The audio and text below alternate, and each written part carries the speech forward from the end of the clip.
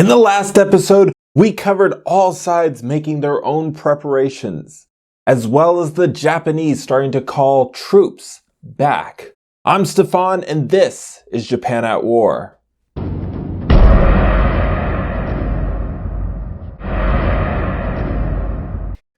With King Sanjo on his way back to Seoul after greeting the newly arrived Ming naval commander Chen Lin, admitting, by the way, that the Koreans would not come away from happy, Chen Lin left Tongjak in July and headed south to join forces with Korean naval commander Yi Sun-sin. Now, Korean sources suggest that he had close to 500 ships, many of which would have been smaller ships. Most of these would not have been warships.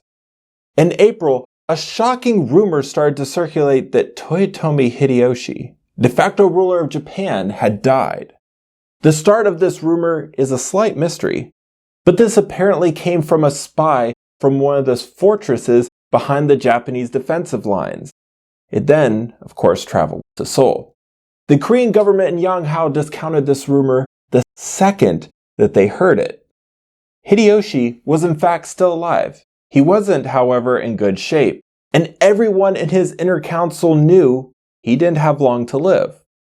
A fact that even he knew, as evidenced by this letter that he wrote to Bizun no Gomoji.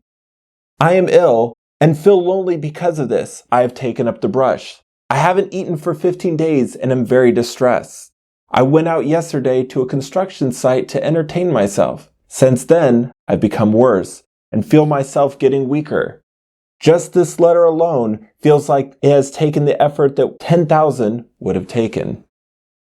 Even the Japanese Emperor Go-Yozai knew that he was fading and sent out orders to temples and shrines across Kyoto for prayers to be made for his health. This, of course, didn't work. Hideyoshi thought about nothing at this point but his son Hideyori, who was only about 5 years of age. If his father passed, he would be at the mercy of Hideyoshi's council, a thought that worried him greatly. So much so that he called his senior daimyo to swear once again that they would serve Hideyori faithfully. He had asked the same thing in the years of 1595 and 1596. In July, back in Korea, Seoul, according to the Sanjo Silic, had just received a report that huge swarms of bugs flew in from the north and now covered the fields in Yangshan. This same thing had happened before the invasion of 1592. This was viewed as a bad omen and made many in Seoul's court nervous about what disaster could be coming their way. The Board of War official Ding Yingtai had now made his way back to Beijing. He presented his report on the siege of Ulsan to the Wanli Emperor on July 6.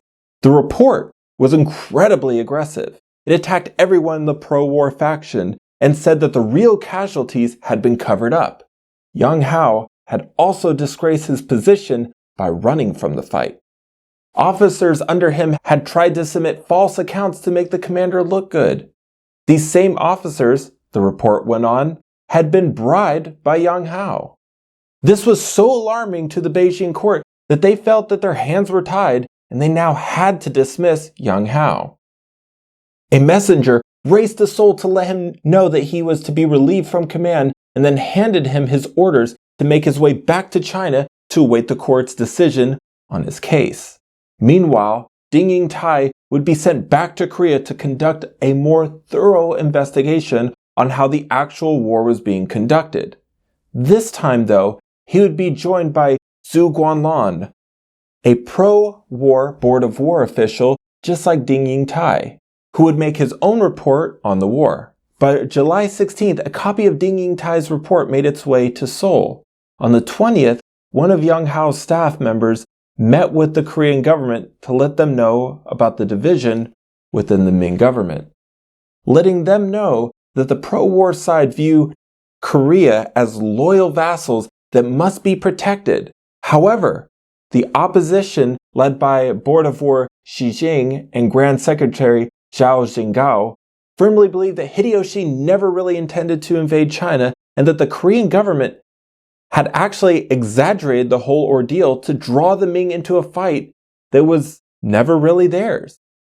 It was the opposition's opinion, he went on, that all military aid should be ceased immediately.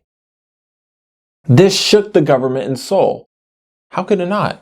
Without the Ming's support, any offensive operations would not be possible. Many of the garrisons throughout Korea were just mere fractions of their former strength. If the Japanese were allowed to go back on the attack, they would sweep through the country as they had in 1592.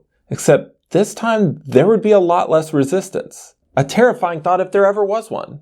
The Koreans considered Ding Yingtai an enemy of the Korean people. King Sanjo himself would refer to him as a malicious spirit out to destroy the war effort just as they were on the verge of victory. The Korean king then ordered that they couldn't just stand by and let this happen. They would have to send their own reports to Beijing. They would then have a public demonstration in the streets of Seoul to show their support for Yang Hao. And a petition was sent to the headquarters of Jingzhe protesting Yang being relieved of his command. While the anti-war faction had caused turmoil within Seoul, it hadn't stopped the troops in Liaodong, who, if you remember, had been on their way to the Korean front before they had to be diverted to deal with the rebellion on the border, and then from continuing to head on that way. By June, the rebellion had been put down, and they had orders to continue onwards to Seoul.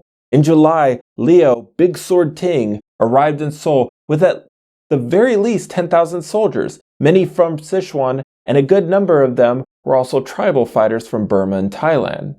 Once he got there, he sent a request to the Korean government to have Crown Prince Kwanghae and a selection of government officials to accompany him on his way to the front.